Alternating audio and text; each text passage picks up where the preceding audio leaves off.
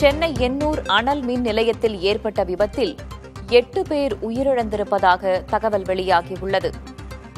அனல் மின் நிலைய கட்டுமான பணியின் போது முகப்பு சரிந்து விழுந்து பெரும் விபத்து ஏற்பட்டிருப்பதாக செய்திகள் வெளியாகிக் கொண்டிருக்கின்றன. வடமாநில தொழிலாளர்கள் 8 பேர் உயிரிழந்திருப்பதாகவும் மேலும் சிலர் கவலைக்கிடமாக இருப்பதாகவும் தகவல்கள் வெளியாகியுள்ளன.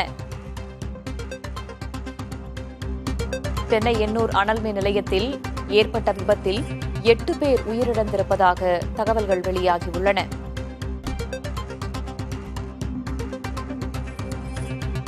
கூடுதல் தகவல்களை வழங்குவதற்காக செய்தியாளர் எழில் இணைந்திருக்கிறார். எழில், என்ன நடந்தது?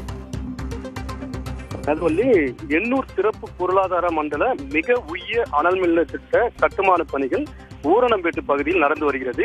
இதில் 2 அலகுகளில், அதாவது தலா 660 மெகாவாட் மின் உற்பத்தி உள்ள 2 அலகுகள் மூலம் 1320 மெகாவாட் மின் உற்பத்தி திறன் கொண்ட இந்த அனல் மின் நிலைய பணிகள் கிட்டத்தட்ட 70% முடிவடைந்து எஞ்சிய பணிகள் தற்போது நடந்து வரக்கூடிய இந்த சூழலில் கட்டுமான பணிகளில் வடமாநில தொழிலாளர்கள் ஈடுபட்டு வருகிறார்கள். இதில் பிரம்மாண்ட இந்த ராட்சத வளைவு அமைக்கும் பணியில் ஈடுபட்டிருந்த போது கிட்டத்தட்ட 30 அடி உயரத்தில் இருந்து 10க்கும் மேற்பட்ட இந்த வடமாநில தொழிலாளர்கள் அதில் பணியாற்றி வந்த நிலையில் அதிலிருந்து திடீரென அந்த தாரம் சரிந்து கீழே விழுந்துள்ளது. இதன் காரணமாக இந்த விபத்து ஏற்பட்டிருக்கிறது. இந்த விபத்தில் தொழிலாளர்கள், அந்த வடமாநில தொழிலாளர்கள் படுகாயம் அடைந்திருக்கிறார்கள். உடனடியாக அவர்களை மீட்டு சென்னை ஸ்டான்லி அரசு மருத்துவமனைக்கு கொண்டு சென்றுள்ளனர். இந்த நிலையில் தான் இதில் உயிரிழப்பு ஏற்பட்டதாக தெரிகிறது.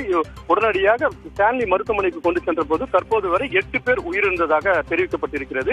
மேற்கொண்டு மற்ற சிலருக்கும் காயம் ஏற்பட்டவர்களுக்கும் தற்போது அங்கு சிகிச்சை அளிக்கப்பட்டு வருகிறது. எனினும் கூட தொடர்ச்சியாக இன்னும் உயிரிழப்பு இருக்குமா என்பது குறித்தெல்லாம் மருத்துவர்கள் அங்கு பரிசோதனை செய்து கொண்டிருக்கிறார்கள். அதே போல காவல்துறையை பொறுத்தவரையில் தற்போது காட்டூர் காவல்துறையினர் இந்த அனல் மின் நிலைய பகுதிக்கு வந்து ஆய்வு செய்திருக்கிறார்கள். இந்த இடத்தில் அவர்கள்